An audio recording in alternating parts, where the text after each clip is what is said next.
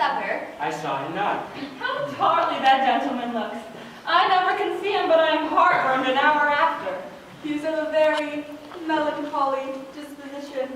He were an excellent man that were made just in the midway between him and Benedict. The one is too like an image and says nothing, and the other too like my lady's eldest son, ever more tattling.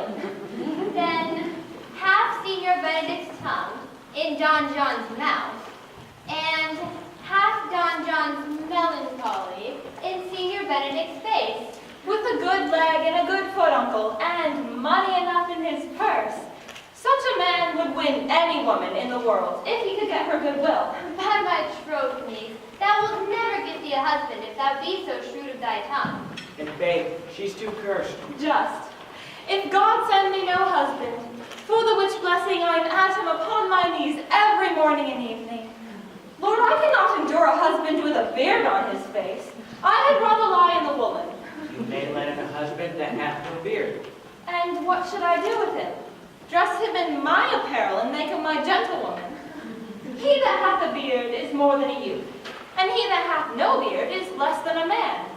He that is more than a youth is not for me, and he that is less than a man, I am not for him. Well then, go you into hell? No, but to the gate.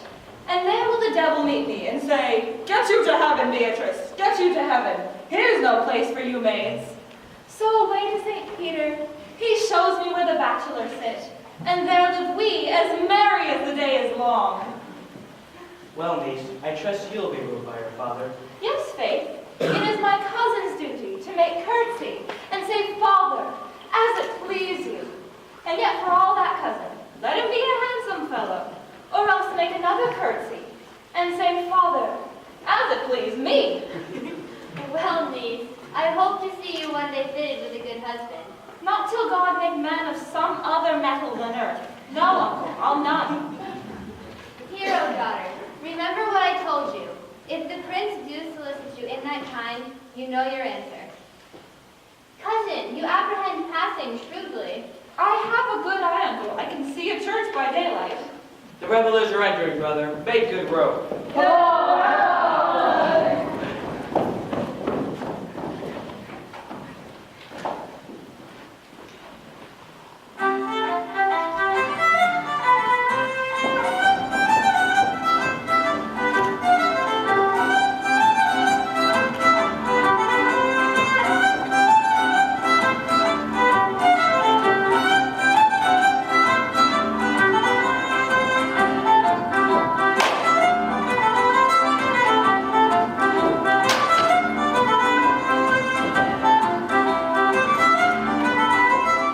Lady, will you walk about with your friends?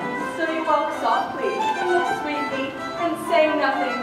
I am yours for the walk, and especially when I walk away. With me in your company? I may say so when I please. And when please you to say so? When I like your favor. Speak low if you speak low.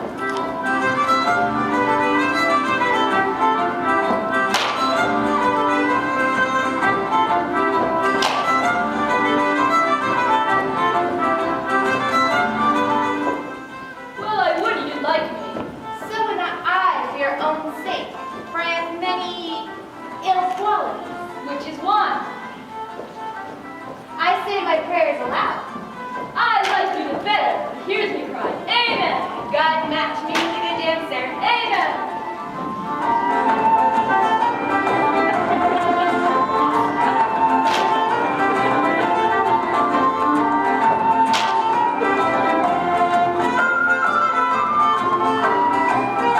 I know you well enough. You're Senior Antonio. Add a word I am not. I know you by the lighting of your head. To tell you true, I counterfeit him. You could never do him so ill well in the sort of the very man. Here's his dry punch up and down. You are he, you are he. Add a word I am not. Come, come, do you think I do not know you by your excellent wit? The virtue by yourself? Grace is well appeared, and there's man.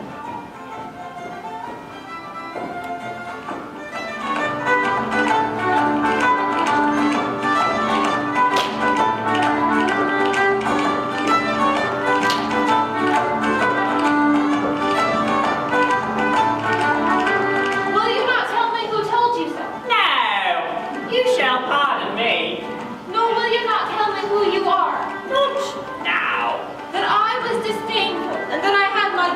out of the 100 merry tales. Well, this was Signor Benedict that said so. What's he? I am sure you know him well enough. Not I. Believe me. Did he never make you laugh? I pray you. What is he? Why, he is the prince's jester. A very dull fool. Only his gift is in devising impossible slanders. None but libertines delight in him. And the commendation is not in his wit, but in his villainy. For he both pleases men and angers them. And then they laugh at him and beat him. I am sure he is in the fleet. When I know the gentleman, I shall tell him what you say. Do. He'll but break a comparison or two on me, which peradventure not marked or not laughed at, strikes him into melancholy.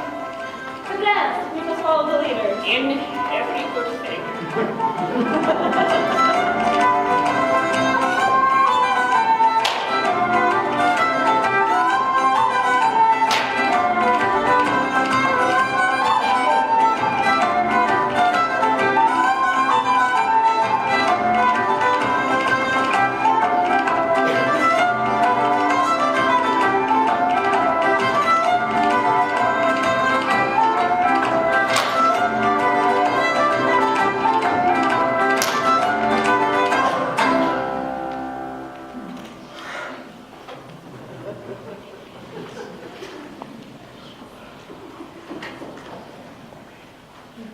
Sure, my brother is amorous on Hero, and hath withdrawn his father to break with him about it. The ladies follow her, and yet one buys the remains. And that is Claudio. I know him by his bearing.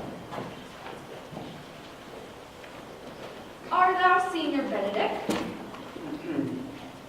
You know me well. I am he. Signor, you are very near my brother in his love. He is enamored on Hero. I pray you dissuade him from her. She is no equal to his birth. You may do the part of an honest man in it.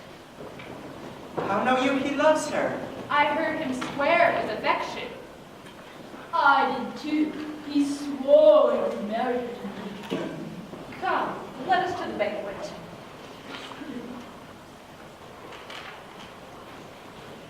Thus I answer in the name of Benedict, but hear these ill news of the ears of Claudio. 'Tis certain so, the prince woos for himself.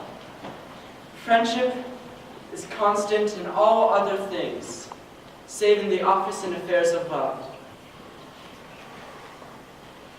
This is an accident of hourly proof, which I mistrusted not. Farewell, therefore, Hero. Count Claudio, Yea, the same. come. Will you go with me? Whither? Even about your own business, Count. What fashion will... You were gardened up. You must work one way, for the prince hath got your hero. I wish him joy of her. Why, that's spoken like an honest drover. But did you think the prince would have served you thus? I pray you leave me. If you'll not, I'll leave you. Alas, poor herd fowl. Now will he creep into hedges. But that my lady Beatrice should know me and not know me. The princess fool? It may be I go about that title because I am married. Yea. But so am I apt to do myself wrong. I am not so reputed. It is the base and bitter disposition of Beatrice that puts the world into her person, and so gives me out. Now, Signor, where's Claudio? Did you see him? Troth, my lord, I have played the part of Lady Fame. I told him, and I think I told him true, that your grace had got the goodwill of this young lady. Ah, but Lady Beatrice hath a quarrel to you. The gentleman that danced with her told her she is much wronged by you. Ah, she misused me past the endurance of a block. She told me, not thinking I had been myself, that I was the prince's jester, that I was duller than a great Thor, huddling jest upon me with such impossible conveyance that I stood like a man at a mark, with the whole army shooting at me. Oh, she speaks pompous, and every word stabs. If her breath were as terrible as her terminations, there would be none living near her. She would infect to the North Star. I would not marry her, though she were endowed with all that Adam had left him before he transgressed. Come, talk not of her. I would some scholar could conjure her, for certainly, while she is here, a man may live as quiet in hell as in a sanctuary. For indeed, all disquiet, horror, and perturbation follows her. Look, here she comes. No. May your grace command me now any service to the world's end. I will go now on the slightest errand to the Antipodes that you can devise to send me on. I will fetch you the length of Prester John's foot, get you a hair off the great Cham's beard, do you any embassies to the pygmies, rather than hold 3 words conference with this army. You have no employment for me. None, but to desire your good company. Ah, here's a dish I love not. I cannot endure my lady tongue.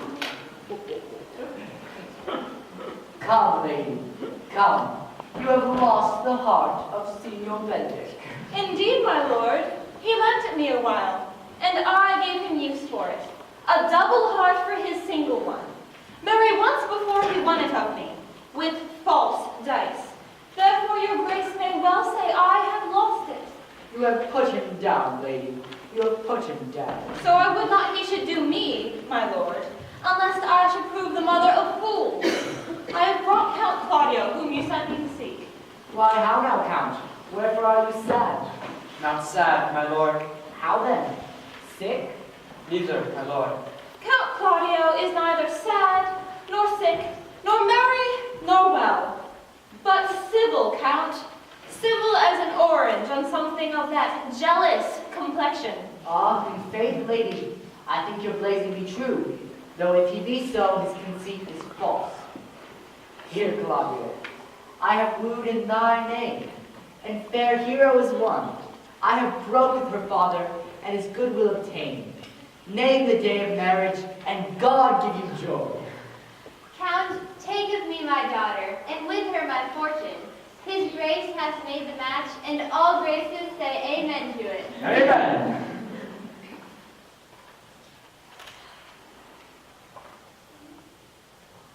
Speak, Count, 'tis your cue. Silence is the perfectest herald of joy. I were but little happy if I could say how much. Lady, as you are mine, I am yours. I give away myself for you, and dote upon the exchange. Speak, cousin, or if you cannot, let him not speak neither. In faith, lady, you have a merry heart. Yea, my lord, I thank it, poor fool. It keeps on the windy side of care. My cousin tells him in his ear he is in her heart. And so she doth, cousin. Thus goes everyone to the world but I. And I am sunburnt. I may sit in a corner and cry, hi-ho, for a husband! Lady Beatrice, I will get you one. I had rather have one of your father's getting. Hath your grace ne'er a brother like you? Your father got excellent husbands, if a maid could come by them. Will you have me, lady? No, my lord, unless I might have another for working days. Your grace is too costly to wear every day. But I beseech your grace, pardon me. I was born to speak all mirth and no matter. Your silence most offends me, and to be merry best becomes you. For out of question you were born in a merry hour. No, sure, my lord, my mother cried. But then there was a star danced, and under that I was born. Cousins, God give you joy. By my troth, a pleasant-spirited lady. There's little of the melancholy element in her, my lord. She is never sad, but when she sleeps.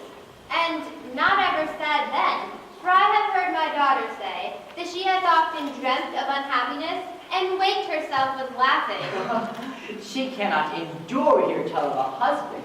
Oh, by no means. She mocks all her wooers out of suit. She were an excellent wife for Benedict. Oh, my lord, they're but a week married. They talk themselves mad. Count Claudio, when mean you to go to church? Tomorrow, my lord. Time goes on crutches till then. Not till Monday, my dear son, which is hence just the seventh night, and a time too brief, too, to have all things enter my mind. Come, I warn thee, Count. The time shall not go dully by us. I will, in the interim, undertake one of Hercules' labors, which is to bring Lady Beatrice and Signor Benedict into a mountain of affection, the one or the other. I would fain have them match, and I doubt not you will fashion it, if you all will but give what assistance as I shall be your direction. My lord, I am for you, though it cost me 10 nights' watching. And I, my lord. And you, Antonio? Yea. And what of you, gentle hero? I will do any modest office, my lord, to get my cousin to a good husband. And Benedict is not the most unhopefulest husband that I know of. Thus far can I praise him. He is of noble strength, of approved valor, and confirmed honesty.